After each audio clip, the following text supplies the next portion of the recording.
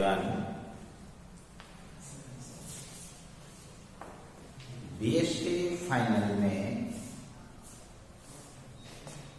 Organic chemistry की first unit अपन आज शुरू करने वाले हैं और फर्स्ट यूनिट में अपन बात करेंगे कार्बधात्विक यौगिकों की। कार्बधात्विक यौगिक 11th-12th में भी कुछ कार्बधात्विक यौगिक आप पढ़ के आए हो, ग्रीनियन अभिकर्मक, डायल, गिलजी, फ्रैंकलैंड अभिकर्मक वगैरह। अब यहाँ बात करते अपन कार्बधात्विक। नाम से स्पष्ट है कि कार्बन और धातु, तो ऐसे यौगिक जिनमें कार्बन और किसी धातु परमाणु के मध्य सहसंयोजक बंध उपस्थित होता है, कार्बधात्विक यौगिक कहलाते हैं। अब इसकी शर्त यह है कि जिस कार्बन से धातु परमाणु जुड़ा हुआ है वो कार्बन किसी कार्बनिक मूलक का भाग होना चाहिए। जैसे कार्बोनिल समूह CO, अब ये CO को अपन कार्बोनिल बोलते हैं, लेकिन ये कोई कार्बनिक मूलक नहीं है।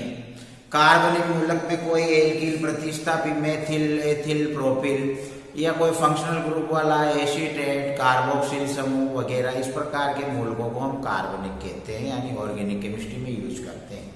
कार्बोनिल समूह को अपन ऑर्गेनिक केमिस्ट्री के अंदर कार्बनिक समूह मानकर अध्ययन नहीं करते। तो कुल मिलाकर कार्बधात्विक यौगिकों में धातु और कार्बन के मध्य बंध उपस्थित होना चाहिए और जिस कार्बन के साथ धातु जुड़ा हुआ है वो कार्बन किसी न किसी कार्बनिक मूलक के रूप में उपस्थित होना चाहिए, यानी कार्बनिक मूलक का हिस्सा होना चाहिए। अब यहाँ कुछ समस्याएं आपके सामने आएंगी जिनके ऊपर भी चर्चा अपन करेंगे। जैसे यदि किसी यौगिक में धातु भी मौजूद है और कार्बनिक मूलक भी मौजूद है, जैसे कैल्शियम एसीटेट CH3COO2C।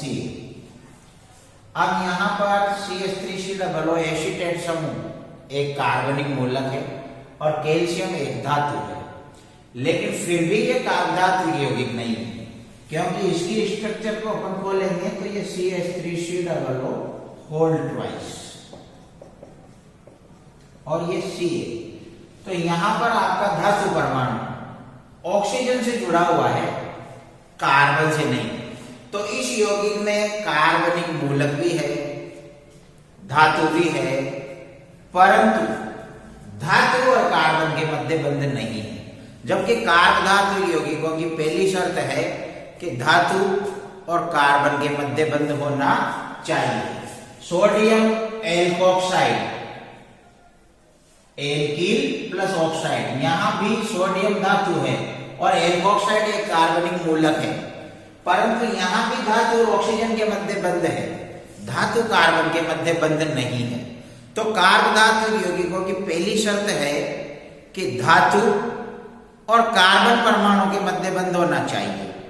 फिर दूसरी शर्त रहेगी कि जिस कार्बन परमाणु के साथ धातु जुड़ रहा है वो कार्बन परमाणु किसी न किसी कार्बनिक मूलक का भाग होना चाहिए। तो इन दोनों यौगिकों में कार्बनिक मूलक है, धातु है, परंतु धातु और कार्बन के मध्य बंध नहीं है, तो इन्हें हम कार्बधात्विक यौगिक नहीं कहेंगे। अच्छा, कभी कभी क्या होता है कि धातु और कार्बन के मध्य बंध उपस्थित होता है, फिर भी यौगिक कार्बधात्विक यौगिक नहीं कहलाता। जैसे टेट्रा कार्बोनिल निकल 0, यहां पर CO, तो धातु निकल और कार्बोनिल समूह के कार्बन के मध्य बंध है, यानी धातु कार्बन बंध मौजूद है, परंतु कार्बोनिल समूह कार्बनिक मूलक नहीं है, इसलिए ये भी कार्बधात्विक यौगिक नहीं है। इसलिए धातु और कार्बन के मध्य बंध होने से काम नहीं चलेगा। धातु और कार्बन के मध्य बंध होने के साथ साथ वो कार्बन परमाणु किसी न किसी कार्बनिक मूलक का भाग होना चाहिए। तो केवल यौगिक में धातु हो, कार्बनिक मूलक हो, तो भी वो कार्बधात्विक यौगिक नहीं होगा। दूसरा, अगर कार्बन और धातु के मध्य बंध है लेकिन वो कार्बन किसी कार्बनिक मूलक का भाग नहीं है, तब भी वो कार्बनिक यौगिक कार्बधात्विक यौगिक नहीं होगा। तो कार्बधात्विक यौगिकों के लिए एक शर्त तो होगी कि धातु और कार्बन परमाणु के मध्य बंध उपस्थित होना चाहिए। दूसरा, जिस कार्बन परमाणु से धातु जुड़ा हुआ है वो किसी न किसी कार्बनिक मूलक का भाग होना चाहिए। इसके अलावा एक शर्त और है, और वो है कि ये कार्बधात्विक यौगिक में एक विशिष्ट गुण होना चाहिए। वो विशिष्ट गुण ये है कि धातु और कार्बन, तो स्वाभाविक है कि धातु की विद्युत ऋणता कार्बन से कम होगी, तो धातु कम विद्युत ऋणी हुआ और कार्बन अधिक विद्युत ऋणी हुआ, जिसके कारण सहसंयोजक बंध के इलेक्ट्रॉन कार्बन की ज्यादा करीब आ जाएंगे और कार्बन के ऊपर आंशिक ऋणावेश और धातु के ऊपर आंशिक धनावेश उत्पन्न हो जाना चाहिए। और ये मुख्य विशेषता है कार्बधात्विक यौगिकों की, क्योंकि आमतौर पर जो हम कार्बनिक यौगिक देखते हैं उन कार्बनिक यौगिकों में ज्यादातर कार्बन परमाणु अपने से उच्च विद्युत ऋणी तत्वों के परमाणु जैसे ऑक्सीजन, नाइट्रोजन वगैरह से जुड़ा होता है, इसलिए उच्च विद्युत ऋणी वाले परमाणुओं के ऊपर ऋणावेश आता है और कार्बन के ऊपर धन आवेश आ जाता है और धन आवेशित कार्बन इलेक्ट्रॉन न्यून होता है। लेकिन कार्बधात्विक यौगिकों में कार्बन के ऊपर ऋणावेश आएगा, क्योंकि कार्बन से जुड़ा हुआ धातु कार्बन से कम विद्युत ऋणता वाला है। इसकी वजह से यहां कार्बन इलेक्ट्रॉन धनी होना चाहिए, ऋणावेशित होना चाहिए। तो ये तीन मेन शर्तें हैं जो पूरी होगी तभी किसी यौगिक को हम कार्बधात्विक यौगिक कहेंगे। एक, धातु और कार्बन के मध्य बंध उपस्थित होना चाहिए। दूसरा, जिस कार्बन के साथ धातु जुड़ा हुआ है वो कार्बन किसी न किसी कार्बनिक मूलक का भाग होना चाहिए। और तीसरा, इस यौगिक में एक विशिष्ट गुण होना चाहिए, और वो विशिष्ट गुण ये है कि कार्बन के ऊपर आंशिक ऋणावेश आना चाहिए, यानी कार्बन अपने से जुड़े हुए तत्व की अपेक्षा उच्च विद्युत ऋणी होना चाहिए, या कार्बन से जुड़ा हुआ तत्व का परमाणु कार्बन की अपेक्षा कम विद्युत ऋणी होना चाहिए। लेकिन ये हाइड्रोजन नहीं होना चाहिए, क्योंकि हाइड्रोजन की विद्युत ऋणता कार्बन से कम है, तो हाइड्रोजन इस शर्त को पूर्ण करता है। लेकिन ऑर्गेनिक केमिस्ट्री में तो हाइड्रोजन वैसे ही कार्बन के साथ उसकी बैलेंसी पूर्ण करने के लिए अपन काम में लेते हैं। तो जैसे धात्विक साइनाइड NaCl, अब यहां पर धातु और कार्बन के मध्य बंध है और साइनाइड एक कार्बनिक मूलक भी है, लेकिन फिर भी ये यौगिक कार्बधात्विक यौगिक नहीं है। इसलिए नहीं है क्योंकि यहाँ कार्बन किससे जुड़ा हुआ है? नाइट्रोजन से, और नाइट्रोजन की उच्च विद्युत ऋणता होती है कार्बन की अपेक्षा, जिसकी वजह से नाइट्रोजन के ऊपर ऋण आवेश और कार्बन के ऊपर धन आवेश आ जाएगा। तो जबकि कार्बधात्विक यौगिक में कार्बन के ऊपर ऋण आवेश आना चाहिए, तो इस वजह से कार्बन के ऊपर धन आवेश आने की वजह से यहाँ कार्बन इलेक्ट्रॉन न्यून हो गया। इस वजह से अपन धात्विक साइनाइड को भी कार्बधात्विक नहीं कहेंगे। धात्विक कार्बोनेट Na2CO3, यहां भी ऑक्सीजन की वजह से कार्बन के ऊपर धन आवेश आ जाएगा, इसलिए ये भी कार्बधात्विक यौगिक नहीं है। तो कार्बधात्विक यौगिकों की तीसरी महत्वपूर्ण आवश्यक शर्त यह हुई कि कार्बन जिस धातु से जुड़ा हुआ है या जिस मूलक से जुड़ा हुआ है उसकी विद्युत ऋणता कार्बन की अपेक्षा कम होनी चाहिए। यानी कार्बन की विद्युत ऋणता अधिक होगी तो कार्बन के ऊपर आंशिक ऋणावेश आएगा, और उससे जुड़ा हुआ धातु या कोई मूलक है तो उसके ऊपर धन आवेश आना चाहिए। तो ऋण आवेश युक्त कार्बन यानी इलेक्ट्रॉन धनी कार्बन होना चाहिए। तो किसी यौगिक के लिए कार्बधात्विक होने के लिए तीन मेन शर्तें हो गई। उस यौगिक में कार्बन और धातु परमाणु के मध्य कोई बंध हो, सहसंयोजक बंध उपस्थित होना चाहिए। वह कार्बन किसी न किसी कार्बनिक मूलक का पार्ट होना चाहिए। इसके अलावा उस यौगिक में कार्बन परमाणु ऋण आवेशित प्रकृति का होना चाहिए, यानी कार्बन के ऊपर आंशिक ऋणावेश होना चाहिए, यानी कार्बन इलेक्ट्रॉन धनी होना चाहिए। जब कार्बधात्विक यौगिकों में इलेक्ट्रॉन कार्बन धनी होगा तो बहुत से कार्बनिक मूलक और यौगिक ऐसे होते हैं या अधिकांश जिनमें कार्बन के ऊपर धन आवेश होता है। तो कार्बधात्विक यौगिक किसी भी अन्य कार्बनिक यौगिक से क्रिया करेंगे तो कार्बधातुक यौगिकों में कार्बन के ऊपर ऋण आवेश है, जबकि अन्य कार्बनिक यौगिकों में अधिकांशतः कार्बन के ऊपर धन आवेश होता है। तो तुरंत कार्बधातुक यौगिकों का ऋणावेशित कार्बन उस अन्य यौगिक के कार्बन पर अटैक करेगा, जिससे अभिक्रिया पूर्ण हो जाएगी। इसलिए कार्बधातुक यौगिकों का उपयोग अनेक प्रकार के कार्बनिक यौगिकों को बनाने में किया जाता है और ये महत्वपूर्ण अभिकर्मक होते हैं। जैसे CH3 CH2 Li, इसको बोलते हैं एथिल लिथियम। ये कार्बधातुक यौगिक है क्योंकि इसमें कार्बन और धातु के मध्य बंध उपस्थित है। इसके अलावा जो कार्बन है वो एथिल समूह का कार्बन है और एथिल एक कार्बनिक समूह है, और यहाँ कार्बन जुड़ा हुआ है लिथियम से, जो कार्बन की तुलना में कम विद्युत ऋणी तत्व है, यानी कार्बन के ऊपर ऋणावेश और लिथियम के ऊपर धनावेश आ जाएगा। तो यहाँ कार्बधातुक यौगिकों की समस्त शर्त पूर्ण कर रहा है। तो इस प्रकार कार्बधातुक यौगिकों की परिभाषा अपन इस प्रकार से बना सकते हैं कि कुछ विशिष्ट गुणों युक्त ऐसे कार्बनिक यौगिक जिनमें कार्बन परमाणु अपने से कम विद्युत ऋणी तत्व हाइड्रोजन के अतिरिक्त के परमाणुओं के साथ जुड़ा हो कार्बधातुक यौगिक कहलाता है। अब इसकी जैसे आप एलिल ब्रोमाइड के साथ रिएक्शन कराते हो, एलिल ब्रोमाइड में जो है आपका ब्रोमीन और कार्बन के मध्य बंध है। ब्रोमीन उच्च विद्युत ऋणी है तो ब्रोमीन के ऊपर आंशिक ऋणावेश और कार्बन के ऊपर आंशिक धनावेश, यानी कार्बधातुक यौगिकों के अलावा अन्य कार्बनिक यौगिकों में अधिकांशतः कार्बन के ऊपर धनावेश होता है, लेकिन कार्बधातुक यौगिकों में कार्बन आंशिक ऋणावेशित और धातु आंशिक धनावेशित होता है। तो कार्बधातुक यौगिक का आंशिक ऋणावेशित कार्बन इस अन्य कार्बनिक यौगिक के धनावेशित कार्बन पर बहुत फास्ट अटैक कर सकता है, जिसकी वजह से ये CH2 double bond CH single bond CH2 इस पर सीधा आपका एथिल समूह आक्रमण कर देगा और ये Li+Br- के साथ संयोजित होकर LiBr के रूप में अलग हो गया। तो ये आपके 1-पेंटीन बन गया। तो एल्कीन का निर्माण अपन ने इस विधि के द्वारा कर दिया। इसी एथिल लिथियम की बात करें अपन, इसकी क्रिया अपन एसीटोन पे कराएं। एसीटोन में कार्बन ऑक्सीजन के मध्य बंध है तो ऑक्सीजन के ऊपर आंशिक ऋणावेश आएगा क्योंकि ऑक्सीजन की विद्युत ऋणता कार्बन से अधिक है और कार्बन के ऊपर आंशिक धनावेश। कार्बधातुक यौगिक में कार्बन के ऊपर आंशिक ऋणावेश होगा और धातु के ऊपर आंशिक धनावेश होगा। इसलिए कार्बधातुक यौगिक का ये ऋणावेशित कार्बन इस दूसरे के यौगिक के धनावेशित कार्बन पर आक्रमण करेगा तो एक मध्यवर्ती यौगिक का निर्माण हो जाएगा। तो ये डबल का सिंगल हो गया।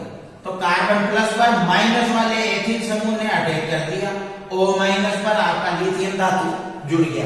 ये अनस्टेबल है, तुरंत जल के यौगिक के साथ क्रिया करेगा और ये LiOH निकल जाएगा और एक स्थायी यौगिक जो कि एक एल्कोहल होगा, उस एल्कोहल का निर्माण यहाँ पर हो जाएगा। तो ये हो जाएगा 2-मेथिल 5 की 1 2 3 4 की चेन है, ब्यूटेन 2-OL, तो 2-मेथिल 2-ब्यूटेनॉल यानी एल्कोहल का निर्माण हो गया। इस प्रकार से अपन कार्बधातुक यौगिकों से अनेक प्रकार के कार्बनिक यौगिकों का निर्माण कर सकते हैं। तो कुल मिलाकर अब अपन इस टॉपिक के द्वारा ये समझ चुके हैं कि कार्बधातुक यौगिक क्या होते हैं या किसे कहते हैं। कार्बधातुक यौगिकों में धातु कार्बन के मध्य बंध उपस्थित होता है, धातु से जुड़ा हुआ कार्बन किसी कार्बनिक मूलक का भाग होता है और इसके अलावा इस यौगिक में धातु से जुड़ा हुआ कार्बन आंशिक ऋणावेशित होना चाहिए या होता है, यानी कि उसकी विद्युत ऋणता उच्च होती है, वो इलेक्ट्रॉन धनी होता है। तो जो आपका है धातुओं के अतिरिक्त कुछ उपधातुएं भी कार्बधातुक यौगिकों का निर्माण कर देती है, यानी कार्बनिक मूलक के साथ धातुओं में lithium, sodium, magnesium, aluminium, zinc, cadmium, mercury, tin इस प्रकार की यौगिक धातुएं हो सकती है। इसके अलावा बोरोन, सिलिकॉन, जर्मेनियम, आर्सेनिक जैसी उपधातुएं, क्योंकि इनकी विद्युत ऋणता भी कार्बन से कम होती है, तो ये उपधातुएं भी कार्बन के साथ जुड़कर कार्बधातुक यौगिकों का निर्माण करती है। अब अपन बात करते हैं कार्बधातुक यौगिकों के नामकरण की।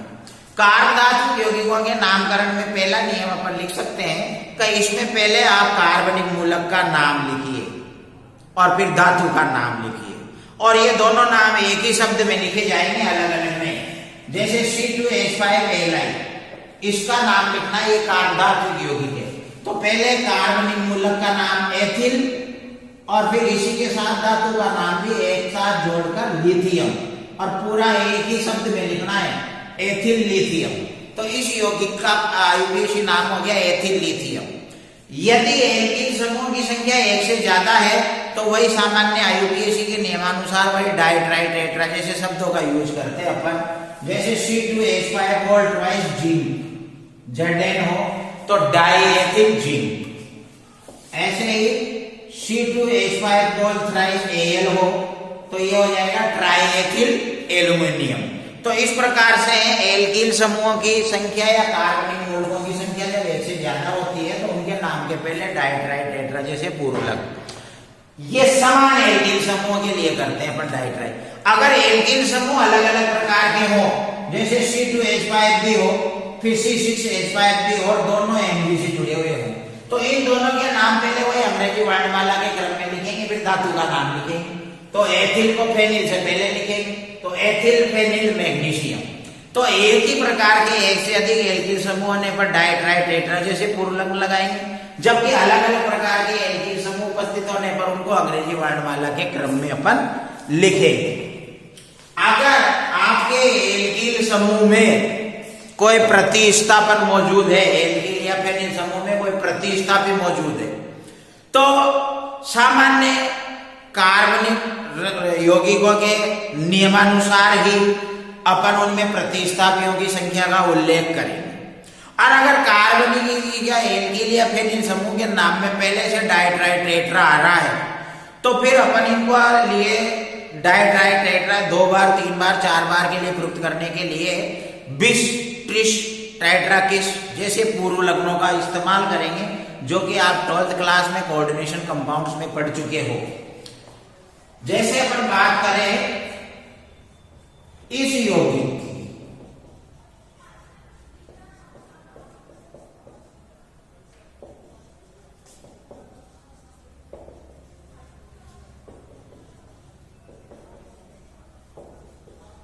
अब यहां इस रिंग पर 3 ब्रोमीन है और इस रिंग पर भी 3 ब्रोमीन है, दोनों रिंग मैग्नीशियम धातु से जुड़ी हुई है।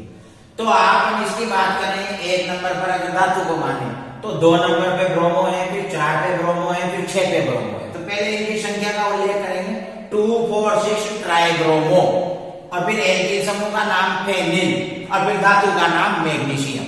लेकिन ये पूरा काम 2 बार है, 2 4 6 ट्राइब्रोमोफेनिल यहाँ भी है और 2 4 6 ट्राइब्रोमोफेनिल यहाँ भी है, 2 बार है।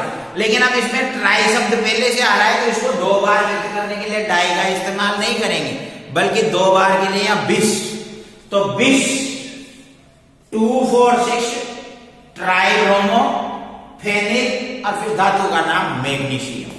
इस प्रकार से एल्किल या फेनिल समूह में प्रतिस्थापन होने पर पहले प्रतिस्थापियों की संख्या का उल्लेख अपन करते हैं। कभी कभी कुछ कार्बधातुक यौगिक ऐसे भी होते हैं जिनमें कार्बनिक और अकार्बनिक दोनों ही प्रकार के समूह मौजूद होते हैं, जैसे RMgX।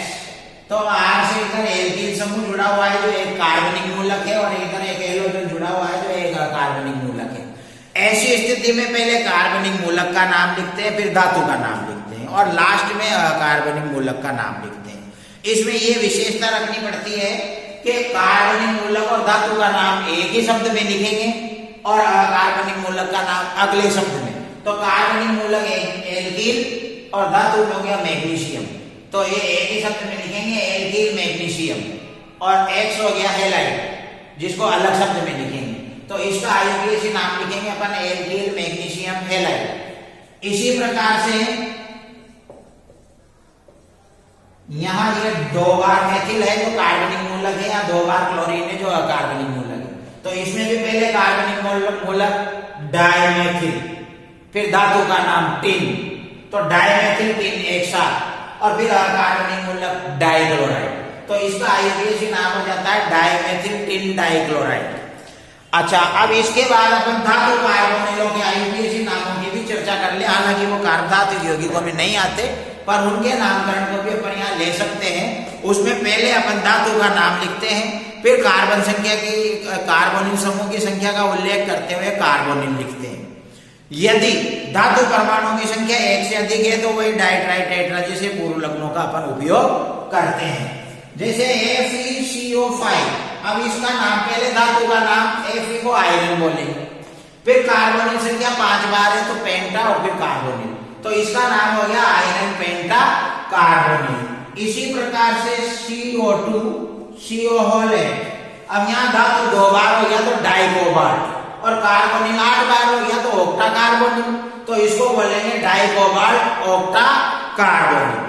इसके अलावा सिलिकॉन के कार्बधातु यौगिकों की बात करते हैं अपन, तो सिलिकॉन के कार्बधातु यौगिकों को सिलिकॉन हाइड्राइड यानी सिलेन का व्युत्पन्न मानते हैं और उसके आधार पर ही इनका अपन नामकरण करते हैं।